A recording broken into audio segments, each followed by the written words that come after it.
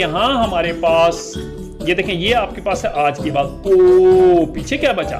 पीछे एक आवाज बची, वो है स, ठीक है। ओ च, सोच, ठीक है। सोच, सोच को इंग्लिश में कहते हैं थिंक, सोचना, ठीक है। आगे चलते हैं जी। तो ये हम इसको तोड़ते हैं, ये हमारे पास है ओ, है ना, ये है ओ, है ना। तो हम करते हैं इसको यहां से काटते हैं ताकि आपको समझ आए, ठीक है। अब ये करते हैं श, ठीक है। आगे आ गया ओ,